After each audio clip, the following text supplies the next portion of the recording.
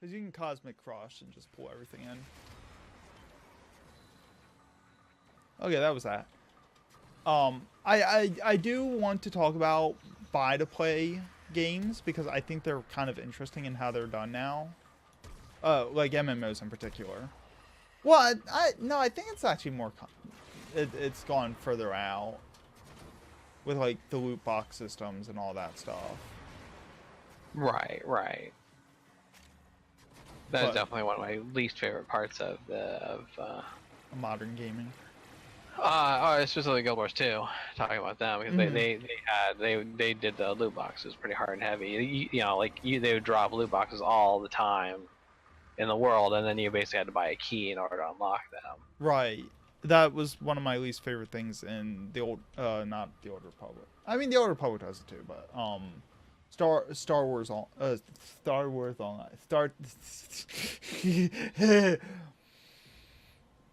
Words. I'm sorry, I just had a seizure. Star Trek Online. Oh yeah. Did the same exact thing, but I mean, Star Trek Online was one of my least angry about games because it did give you ways of doing currency conversions. It was a really bad conversion rate, but it was possible to do. Right. And it was one of those conversion rates that you could look at it and figure out exactly how much time it was going to take.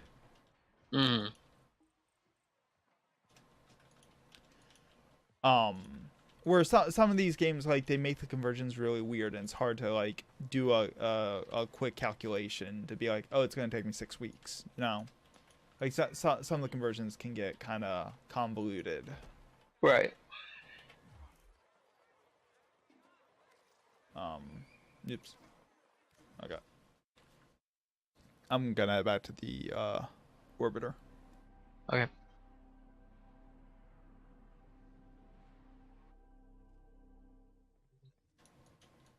Like doing these Eidolon hunts, it's really hard to calculate how many weeks it's gonna take to get particular things because, like, if you're running for arcanes, you'll never know if you get the right arcanes. Right. Because that can be frustrating. But there's also a market for arcanes now too, so.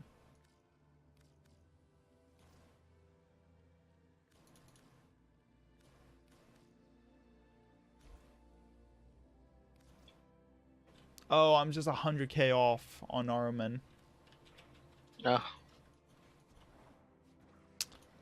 So Guild Wars 2 has done a lot of experiments and changed their strategy some. There was some loud feedback to some of the trials. I guess referring to... I don't know what WRT means. Referring to? With referring to? With respect to. Okay. Sorry, it took me a second. I've never seen that one before. Are you gonna judge me some more? If only you were competent. If that were the case, I wouldn't be trying to do a podcast because I'd be able to do something else. That's right. This is what we get. I'm sad now. The reality comes out. Oh my god. So, anyways. So, how about that weather? I think that basically, I think, like, you looked at kind of talking about other types of games. You can kind of look at things. Kind of, I guess, like, one historical thing I wanted to mention was that you look at things like DLC, paid DLC. I remember when what was it? I don't think it was Morrowind. I think it was like I think maybe it was Oblivion, where they had the $5 horse armor that everybody lost their shit about. Yes, that was Oblivion. I'm gonna use the bathroom real fast. I'll be right back. Okay. I'll try to be entertaining here. Try. Yeah, I mean, and so it's kind of interesting going from, like, people losing their shit about $5 horse armor to basically like people buying a whole lot, spending a whole lot of money on cosmetics. Gotta go back to the Sims even, like where the Sims essentially a lot of the you'd buy a lot of things for the expansions for the games, where essentially they were just cosmetic options in reality. And so it was always kind of interesting to kind of see that like as things change, as kind of opinions and feelings change, things become more acceptable that were basically felt kind of sleazy before. Or things feel sleazy that were acceptable before. I think a great example of this is like looking at per minute charges or per hour charges or what people get horrified by that. But that's basically how games used to be back in the early days. You'd pay per minute or per hour, or, whatever. Now we play flat rate, and people kind of act like it's a king's ransom that that they have to pay money. Have to pay $15 a month just to play a game. I think another and another interesting thing, I think and then like you have mobile games where they really started using the microtransactions and the and it felt very much you can kind of also look at social games, Facebook games and whatnot, as being another kind of evolutionary step here, where like you started getting a lot more people kind of like looking at things from a more data driven perspective, and that becomes interesting because this is basically where like a lot of times the game is you kind of start tightening the thumb screws in order to maximize profit. Where they they felt like they wanted to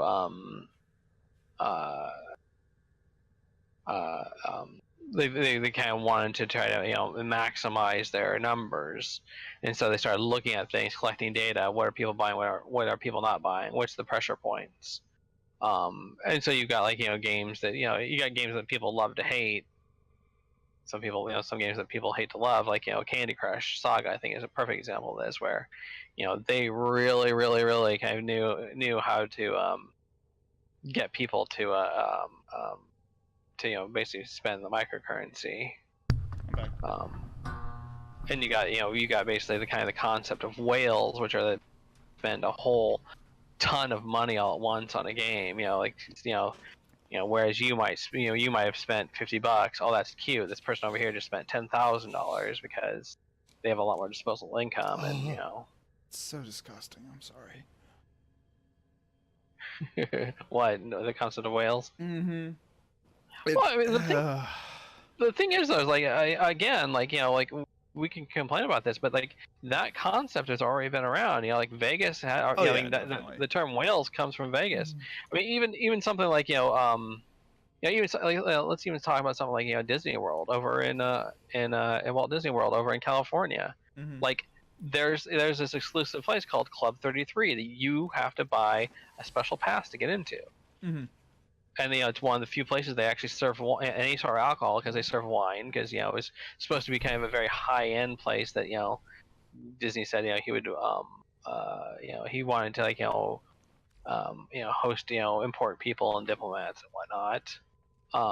And so and like you have to you have to be put on a waiting list that basically is like it takes a very long time for your name to come up, and then you have to kind of pay a recurring fee that's not cheap. And so even some places wholesome and wonderful and family friendly as Disney World has a premium has a premium option that most people really don't know about.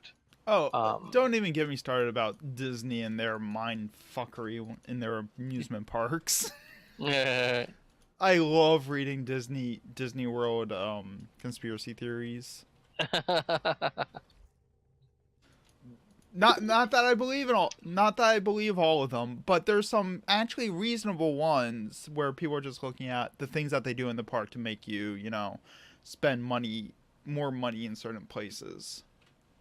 I was thinking about the cryogenically preserved head of Walt Disney, Under fed the the blood of the innocent. Yeah, under the what was it, the Pirates of the Caribbean ride. yeah. It depends on the story, but yeah, Space Mountain or whatever. Well, so like the whole other conversation. Keep going. uh, but I mean, yeah, like we, again, like there's some things that we're used to and some things that we're not used to, and I don't, like we kind of get kind of bent out of shape about things that have been commonplace in a lot of other either in games in the past um or again I think basically to kind of beat that drum again, like there's a lot of stuff that's just game developers customize their games, tailor their games to maximize profit in the past. It's just it was just done in such a way that what we kind of accepted as being part and parcel of how games were worked. They've always game companies have always worked to maximize profit to earn as much money as possible. We just kind of accepted it. We're accustomed to the systems of the past.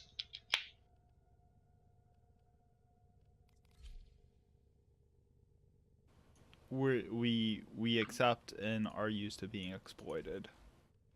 Well, like I said, back in the day when you bought, a game, like, this seems like such a pure and simple thing. You buy a game, you go home, you play it, but I said, like, and this is happening with a lot of technology too. That there was already, planned obsolescence. This thing, they weren't going to update it forever. They're going to, stop updating, and you expect you to fork out money. Right. One game that I played recently, where I mean, the developers made this comment like a year ago, but Space Engineers.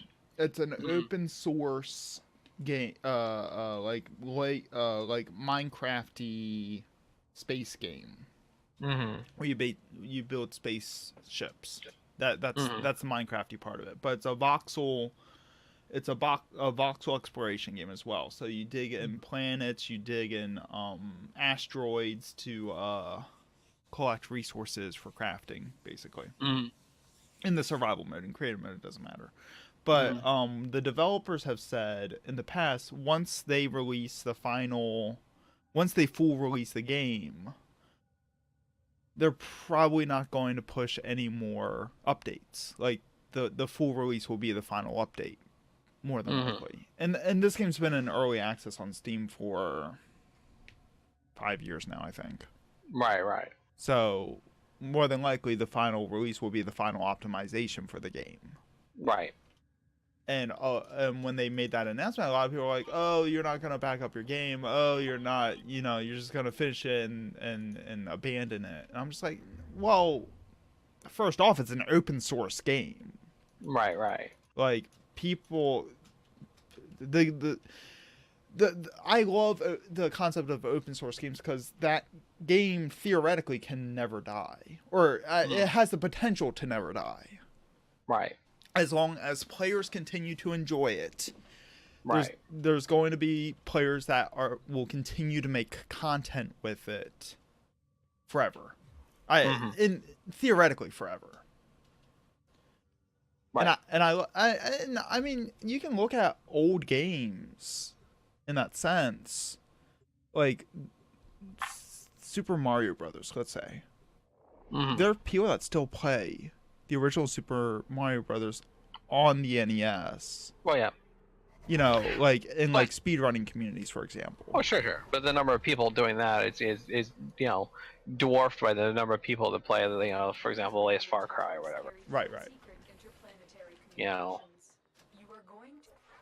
I mean, and the game industry has been, kind of driven by that, where is worthless and the new is wonderful and should be the. Detecting void fissures nearby. Do you have a matching relic? You need to buy the latest and latest thing. So.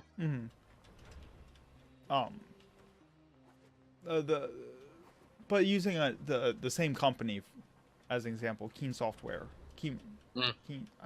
Keen something software. I'm sorry. Oh yeah. They have a sister game to Space Engineers called Medieval Engineers. You left without me, you fucker. Oh, sorry. I thought you already came up. No, I was waiting for people to show up. Oh. Or, this isn't a private game. I've set to public. That's weird. There's only a few minutes left, so people might not be queuing for it. Medieval Engineers is not doing as well as Space Engineers. Mm. Not just like on a financial level, but on a developmental level. Mm.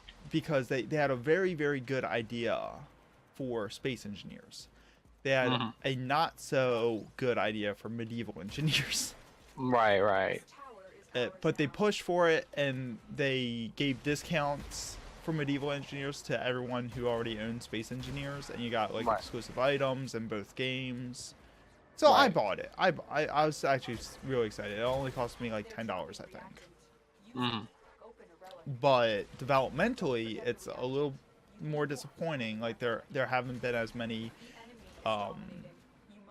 innovative pushes in Medieval Engineers because they started working on it. They hit some hiccups with it, and then went, oh, this game isn't going to work as well as Space Engineers. Right. Like conceptually speaking, because like Medieval Engineers is all about like building, big surprise, medieval technology. Right. So a lot of Which is a little more limited when you consider medieval technology is more. You have to build in the gravity of a planet. So like a lot of the challenge is like figure out how to build like a catapult, for example, and then building like an automated reload system in it. Right. The issue with it is that it's much more it's much more physics based than Space Engineers is, which is fine, except it makes it much more conceptually complex to build anything in. Right. Like in order to build anything in Medieval Engineers, you actually have to have an understanding of physics. Of actual physics. Yeah, of actual simulated physics. Right. And I've studied physics. I've taken courses on physics. I go into that game and I go, my brain, oh god. Right.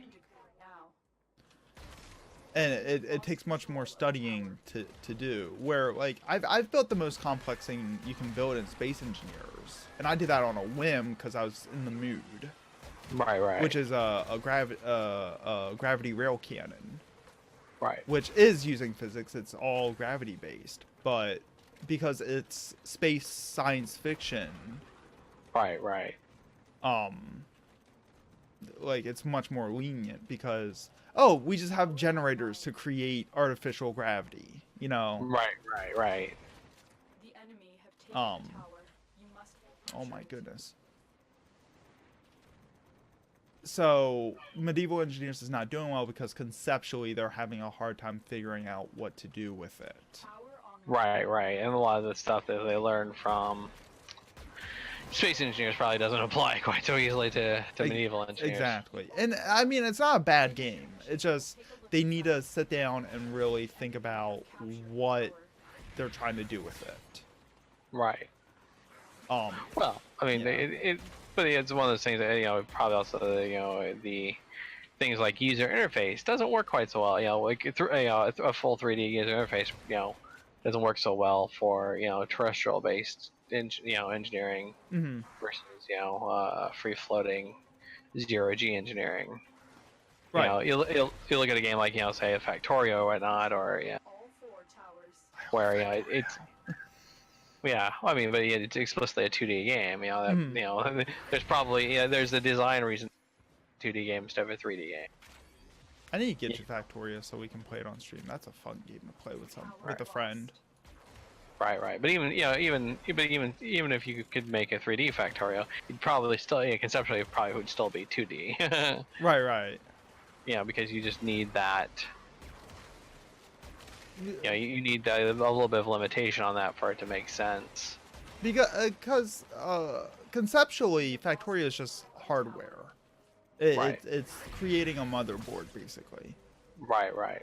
Which I mean, that's what makes like Redstone and Minecraft work so well. Mm-hmm. Because it's basically just hardware engineering, which is something that conceptually is not that complicated for us to understand. Right. I mean, people do it. They study to do it, but you know, Keep fighting. it can be presented in a simplified way. Mm-hmm. Where like playing with physics is not an intuitive science. Right. Well, I mean, it is in some ways, but like it depends on the amount of detail you throw in. Well, when you start messing with like angular momentum, Right. like that's when I start crying at night from PTSD. Must recapture. Right. We start to worry about the torque of a spring and Right. or the torque, the potential energy of a bent lever arm in a trebuchet or a catapult. Right. Yeah. I mean, and it's one of those things that game developers are very smart people. So often it's like, oh, hey, I can understand this easily enough. Oh yeah, let me get a piece of paper. I can do this. This is fun. Right, exactly. It's like, okay, well, you are not the average person.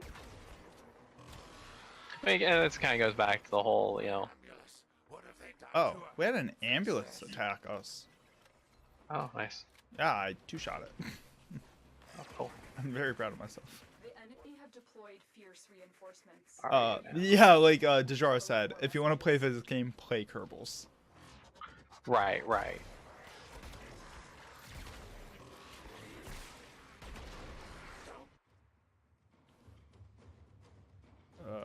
I don't think I actually have that blueprint. Good job, person. Which I love Kerbals. I mean, you guys have watched me stream that stuff.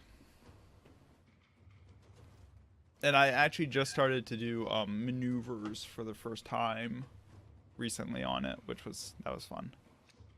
Maneuvers gives you your telemetry and projections beforehand. So that you can just do, follow overlay instructions to do your maneuvers.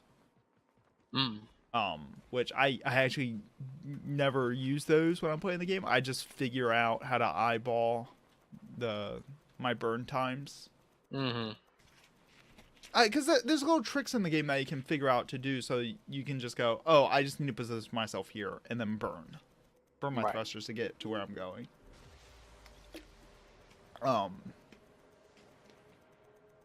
Hey, I should go work at NASA. I figured out the trick. That's all there's to it. Yeah. You're a genius. It's easy. Anyways, I think we're off topic.